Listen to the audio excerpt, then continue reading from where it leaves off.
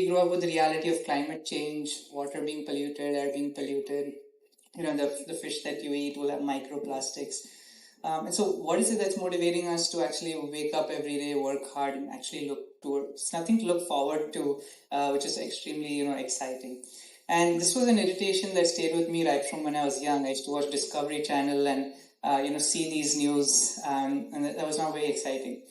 But in parallel, I think I found a hobby of building things. So right from, following the maker culture when I was, quite young, this is pre-YouTube getting popular, seeing what's happening around the world. So we didn't have Arduinos then, we didn't have Home Depot or Lowe's. So we used to go to a hardware store near my house and try to buy whatever parts we could, or Lamington Road in Mumbai, and try to build small projects. And right from, small speakers all the way to 3D printers in 2012 and 13 when it was still new in India. And this passion grew so much that when I was to attend a rote-based education school in Bombay, I'd get quite frustrated because I used to do well in school, but whenever I'd compete with Olympiads or at international competitions, realized that, the fundamentals were not actually in place. And so, that frustration grew so much that eventually in grade 9, I dropped out of school and I started open schooling. And during this time, I wrote an email to a professor at MIT saying MIT brings kids from all around the world, why not from India? And got a response very quickly that same night, I think at 2 or 3 a.m. and he added his team and, asked them to speak with me. Told them about the work that I was doing on my own, and then eventually they invited me to work with them. They were coming down to Hyderabad for a project a few months later. And while working at MIT, I got the opportunity to see how real world problems at large scale are solved in an extremely accelerated manner. And, I learned something very dangerous when I dropped out of school, and that was autonomy. It's that what is it that you can do outside of a system? And then when you're younger and you feel confined learning different languages and history and trying to rote memorize it, you realize that the autonomy is contagious because you want to then keep up with it. And then eventually went back to school, studied electrical engineering at Georgia Tech. And when I went there, I think there was another realization, is that when you're at an academic institute, much like yourselves, that where you're happy with what you're learning, or you know that these are the things that I want to do. Beyond that point, the college name or designation, etc., doesn't matter, right? So I think one thing which was consistent was that if I tried something bold and risky in my second year of college and it failed, I'd lose nothing, right? But if it did eventually succeed, we would have changed the world. And so as some part of it was, I worked on electric vehicles, stationary battery storage. So, what is becoming more popular now is lithium-ion battery packs. I led a team in the US called Mitocell, which is very early on power backup storage. We worked on radar defense systems, so detecting missiles coming from other parts of the world to your country. How do you detect it, from thousands of miles away and so on. And eventually in my sophomore year started the project which would become Praan, my company. And, in all things climate, one thing that was affecting billions of people every day was poor air quality. So while I could move to a country with a cleaner environment, I couldn't expect my friends and family to do the same. And that would have also been a reality for billions of people around the world. I think a few weeks back, there was an article which said that only 6 out of 190 odd countries have clean air. Switzerland was not one of them. So I think that's showing the progression towards poor air quality globally. And just like we need good food and we need good water, I think air is fundamental to our existence. And so, the reality about climate is that when we grow up and we read about these things, we think there are so-called experts who will solve it eventually, whether it's a government or scientists or whatever. And then I kept waiting and waiting and waiting. And then eventually I was 20 odd years old and I was like, nothing's changed. The problem's only gotten worse. So I think it's time to, delete the expectation from relying on experts and trying to do something ourselves. And the current solutions, seem like what my mentor at MIT, Ramesh Raskar, would call chasing rainbows, right? I think many of us are engineers here. Just think about it, right? Even if I build this, whatever smog-free tower, and I put a jet engine inside it, I can't pull air from 1 kilometer away, let alone purify it. So how are we building solutions which are these random towers being placed in cities and claiming, purification ranges in kilometers? I said, this is chasing rainbows. I think it's more optics than actually solving problems. So how do we actually solve this crazy nuanced problem? And then when you're a student, you don't actually have a lot of access to capital, right? And hardware especially hardware of this type, can be extremely expensive as you're trying to build it. So, first was a realization that companies are built by people and not with money. So, we got lucky that, was in media because of my previous work, and I built this one prototype for a filterless air purification system, because the belief system was that if you want to solve air pollution in very large spaces, you have to build products that have no recurring cost of ownership. That's the only way you can put it in, airports, train stations, public streets, and eventually factories and homes. Right. So I built this one early prototype of a filterless air purification system. And CNN came and shot with me that weekend in Atlanta, and that video had gone viral, and suddenly I had an inbound of people wanting to work with me on this project, which didn't have a name. It was a random metal tube with a fan and some dangling electronics that was showing some kind of particulate matter removal, right? So it started with me alone, grew to actually 200 odd people volunteering their time. And I was a student on F1 visa in the US, and legally you can't start a company while on a student visa. In fact, because I gave it a name and logo, I almost landed in trouble because they thought it's a registered company. It was part of my email signature, as many of us college students do. Sort of immigration department wrote to me saying, F1 violation, what's going on? And eventually, they realized it's nothing, and they put it away. But what started with me alone grew to people. It was built out of the living room of one of my friends' apartments in Atlanta. We didn't have any money. And then eventually, we started to bootstrap it. So instead of, spending time on weekends going out, save the $100 or $50 for that one meal outside, and you do it long enough, you'll have a few $1,000s to put into your hardware building and so on. So that was literally all the money we used to build a company, which today is, 8 figures in valuation. So, the exciting part was that smart people are always excited to work on very hard problems, because that's where they learn the most.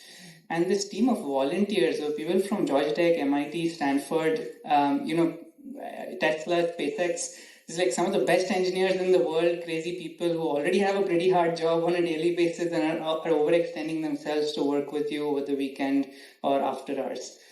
And people love working with us, and fortunately still do, as we're now in multiple geographies. And then in 2020, I graduated from college and came back to India just before the pandemic hit. I had not graduated yet, came back. We had put together some, scrappy venture capital deal prior, so which I was going to close as soon as I graduated and register a company to be compliant and so on. All of that disappeared. And the other thing is that during lockdowns, air pollution disappeared. So nobody was thinking about the problem we're solving. And I graduated from college with no job, no money for the startup.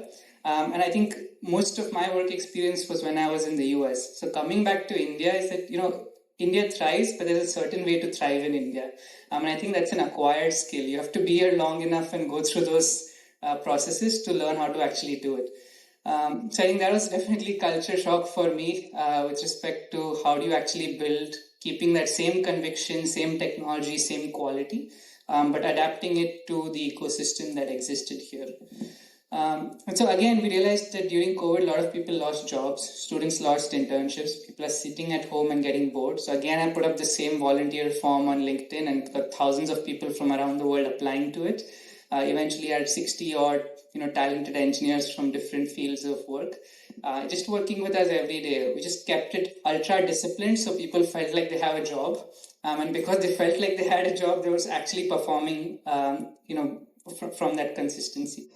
And our commitment to these people was that if you contribute to any technology that we patent, we'll give you recognition on those patents. And we've honored that. And that's why even without money, we were able to have people contribute to building these new technologies and so on. And so we built a hardware company, a moonshot hardware company with less than $15,000 of money.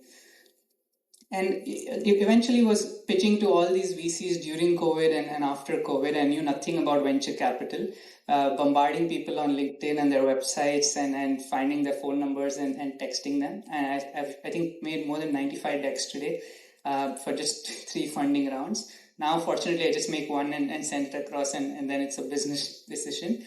But to get to a point where a VC was getting thousands of decks a week, actually picks up the phone and takes a meeting with you itself is a monumental task. And then pushing them to cut you a check and that money actually reaching your bank is a whole different ballgame.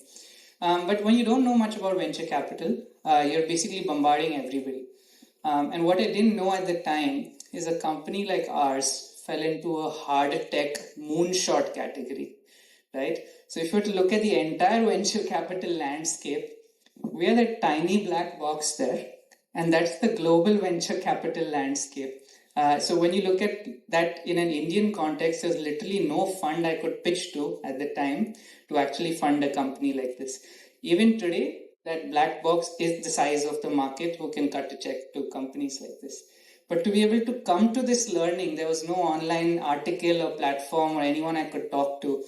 I had to go through all of these conversations, get rejected by all of them, which is more than 300 venture capitalists saying no, till the best ones in the world actually said he's asking for peanuts. Let's actually fund it and see where this goes.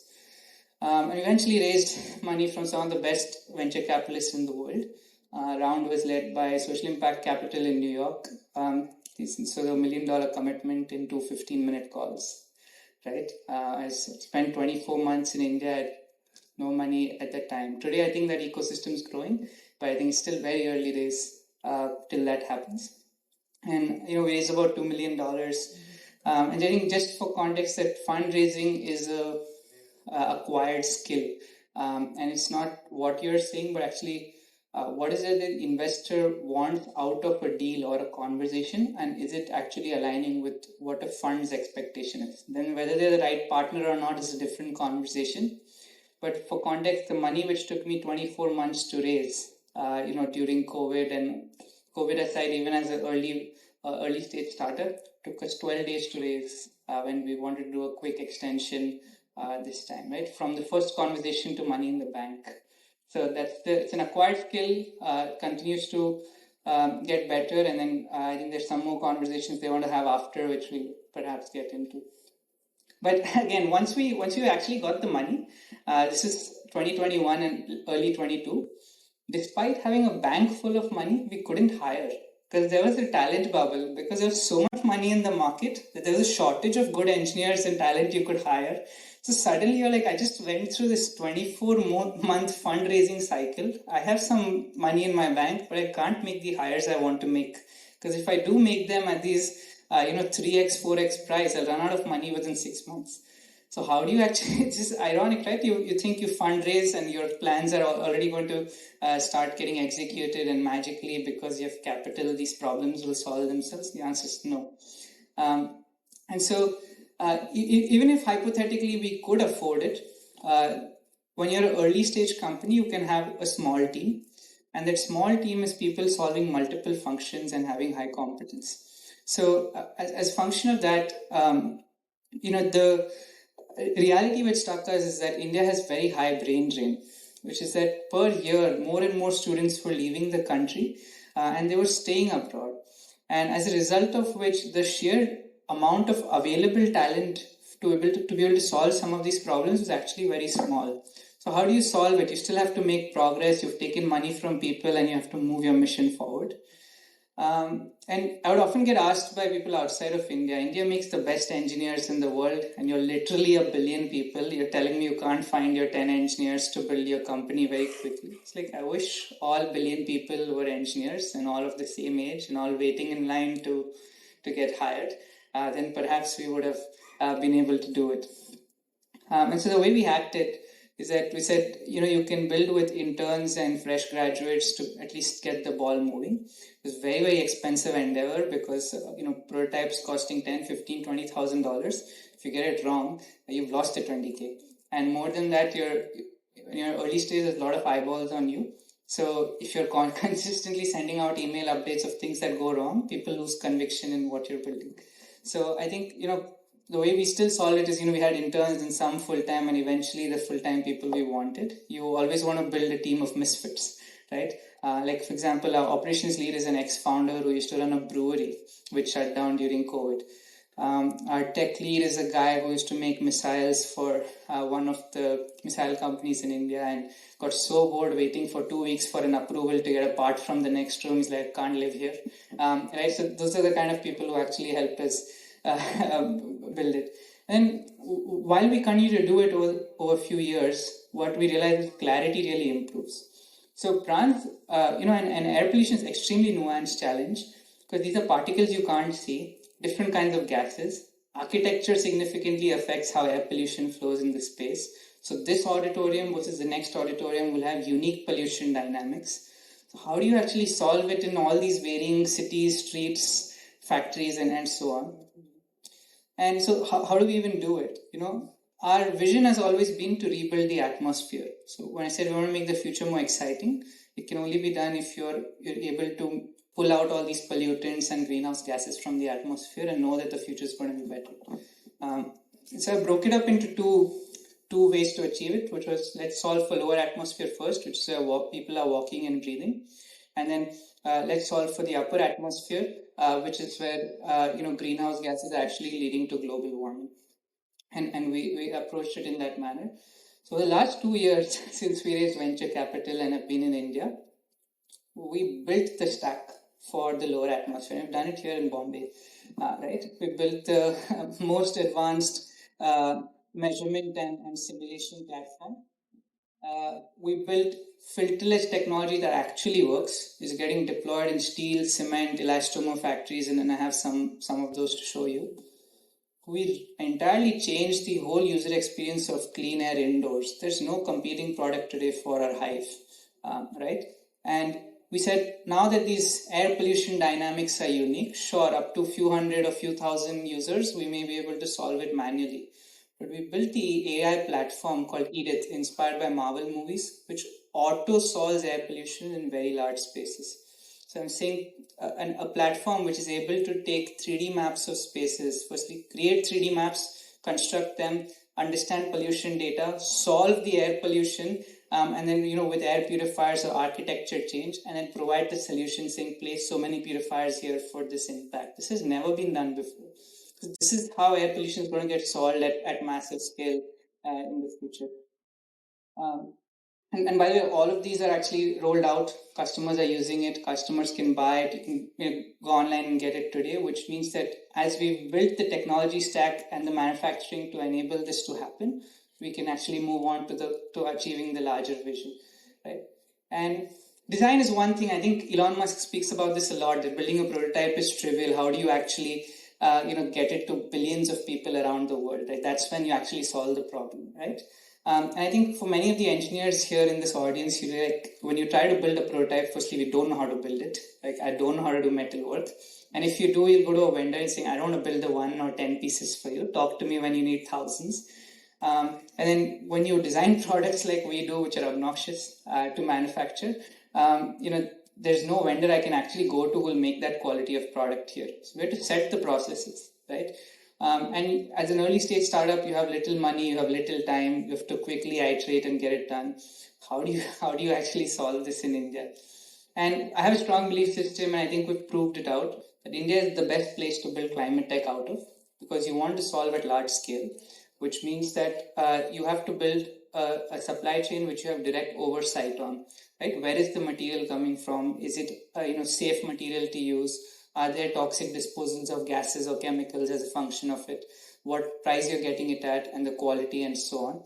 And eventually get it at a price point which scales to tens of thousands of units, right? So we did build it.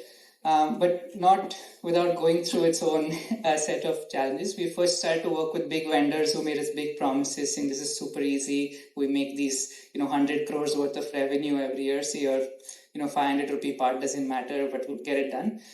That's the quality of the part made by one of the larger vendors who made a bunch of cellular towers for India.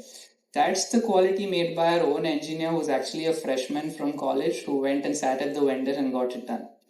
Right? So the point of showing this is that, manufacturing is this bubble or this, wall we try to think is extremely hard to get over, and it is. But once you actually start solving it from first principles, you're able to build products which large vendors who don't have the intent are not able to build. So I said start small. This is way we literally did it. We know nothing about metal manufacturing, right? I said, what is the process this vendor would use to make this part? Where can I buy the stainless steel of this grade and this thickness? Then how do I find someone who will do this process on it for me, and then move it to the next process and the next process till the part is sitting in front of you, right? And you do it enough where you build a few prototypes and you learn from each of those iterations to a point where you're actually able to build high quality products yourself in India. That's our Hive. I don't think there's an air purifier you can buy today on the market which looks or performs or has any of the software features that the Hive does. And we went from not knowing anything about manufacturing in 2022 to mass manufacturing by end of 2023. These are the products. Mark II is about 6 feet tall, 4 feet wide, weighs about 300 kgs. So Hive is super tiny. It has that Apple-esque finish and quality, getting that space gray color. There was no vendor who could do it. So we set the process, right? And now in India, there is a vendor who can give that Apple-esque finish because of Praan setting that process. So this is in Bombay, in Chembur, right, where we are manufacturing these products. And it's no fun if it doesn't make any impact, right? So that's Mark II at one of the largest steel factories in India. Steel factories have working conditions that are almost 400 times worse than WHO norms. You can't see the person working next to you. So the device is able to capture this dust which is floating. It's able to collect it in a collection chamber and releases the clean air out. And we've put it in all these different types of factories. Same with Hive, offices, schools, consumer homes, hospitals, and so on. And, like I said, today it's our engineering team that's solutioning for these large factories. We also built the auto solver, which will do it for thousands of more sites, right? So you can see on top, this was solved using computational fluid dynamics by our engineers. This was solved using AI with no CFD engine as a function of it. This was done in minutes. That took weeks to be able to do manually. And we built the lower atmosphere. Now upper atmosphere, I think later this year will be a little bit more public about it. Our direct air capture of CO2. There's no one again doing this in India because it's, like a very hard business problem to solve if you do it. But I think it's an important enough problem for humanity for us to actually take a bet and try to do it. And when we, like I said, in summary, when we started, we knew nothing about air pollution, air purification, fundraising, manufacturing. But the intent was very high. It was a bunch of young people working towards a common mission, saying that let's make the future more exciting for our generation and next generations. And the intent and the mission is actually what drove us to be able to get here and solve these problems, right? And no one person builds it. I think Praan would have not existed without the 400 odd people who helped build these products and the manufacturing and the sales. We have over 13 investors around the world. 95% of our capital is from outside India. We bring that here. And then the 4 large corporate partners, Microsoft, Ansys, Autodesk, and Marico. And got 2 grant foundations who funded us even before venture capital could look at us. And so many advisors and mentors helping us in different areas. They don't come on the platter. As you make more progress, more people get drawn to your mission and it compounds. And I think as our generation, there was no reason why we should have succeeded, right? We don't know anything to even approach this problem. But I think if something's important enough, the realization I think our generation has had is that we can't wait on others to solve our problems. Let's get going. I think we're competent. Worst case, you fail, you'll come out with skill sets that are so valuable that people will pay you 2x, 3x what they would if you had not done it. If you do succeed, you'll change the world. I don't know if we'll succeed or not, or where we'll get there, but what we have achieved is we've changed an industry forever. And I think that's valuable enough whether or not the company succeeds. But yeah, that's it. Thanks for